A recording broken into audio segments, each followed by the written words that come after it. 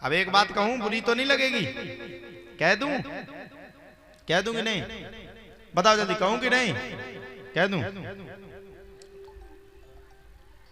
राक्षसों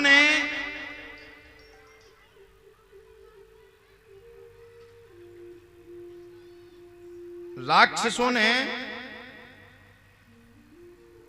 अमृत किसके चक्कर में गंवाया? बताओ जल्दी, किसके चक्कर में गंवाया भैया अमृत? राक्षसों ने। बताओ ना। मोहिनी के चक्कर में।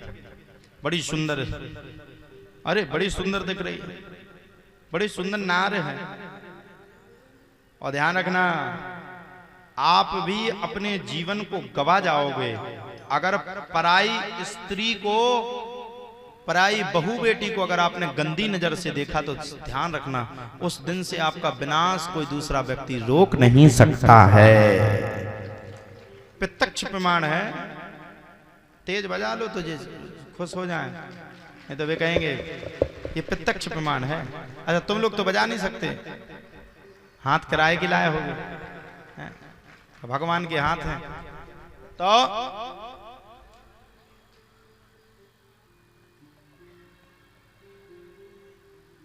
मोहिनी का अवतार लेकर के कौन आया? मोहिनी का अवतार लेकर के भगवान आए, राक्षसों के पास पहुंचे, सबरे खुश है। मोहिनी ने 1-2 मिनट में सही किया और बताओ, बोले मैं अमृत तुम्हें पिला देती हूं।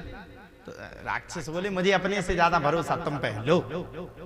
कई बार होता ना, कहीं प्रेम प्रसंग चल रहा हो तो मुझे अपने से ज्यादा भरोसा तुम पे।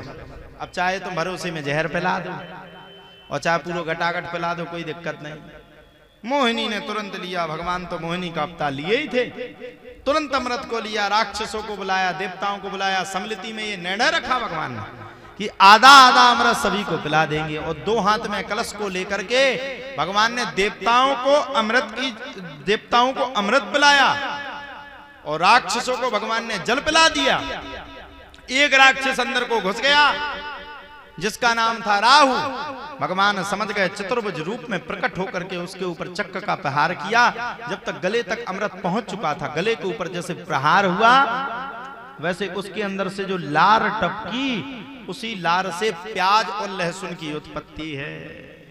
और समझ लो राहु केतु की लार खाती तुम्हारे भी खाती, उसी को प्याज लहसुन की उत्पत्ति बताई गई। भगवान ने देवताओं को सुतीक्षण किया और यही अमृत को लेकर के राजा इंद्र भगवान के पास, इसी अमृत को लेकर के सुखदेव बाबा के पास आया। लेकिन सुखदेव बाबा ने तदंतरकालीन एक सांस में इस अमृत को लेने से इनकार कर दिया। जब भगवान ने 1 मिनट में अमृत को लेने से इनकार कर दिया तो सभी का बड़ा भारी दिमाग खराब हो गया। और जब सबका बड़ा भारी दिमाग खराब हो गया तब तो भैया कहा जाता है राजा इंद्र दौड़ करके ब्रह्मा जी के पास गया। भगवान इस अमृत को छोटा बताया गया और भागवत रूपी अमृत को बड़ा बताया गया।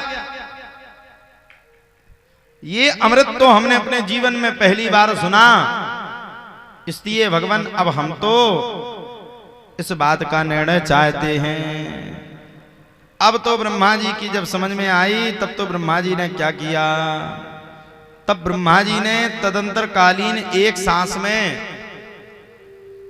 बड़े प्रेम के साथ, भैया हमने गांव में लाइट जात तो सुनी थी लेकिन पहली वे टेंट में भी चली गई। हाँ ब्रह्मा जी ने एक तराजू में भागवत को रखा और एक तराजू में 4 वेद, 6 शास्त्र, 17 पुराणों को रखा। और जब ब्रह्मा जी ने तराजू को उठाया तो आप लोग विश्वास मानिए, भागवत जैसे उठाया वैसे भागवत का पलड़ा भारी पड़ गया और सबका पलड़ा नीचे हो गया। तब से ब्रह्मा जी ने भागवत को पंचमो वेद उच्चेता, कौन सा वेद कहा? तब से ब्रह्मा जी ने भागवत का नाम 5वां वेद रख दिया। भागवत में पढ़ते ना, ये अमर ग्रंथ है, ये मुक्ति पंथ, ये पंचम वेद निराला नवज्योति जगाने वाला, इसलिए इस भागवत का नाम पंचमो वेद रख गया। और इस भागवत में किसकी कथा है? बोले इस भागवत में गोविंद की कथा है, भगवान कृष्ण के अमृत तत्व की कथा है। इसलिए इसका नाम भागवत पड़ गया।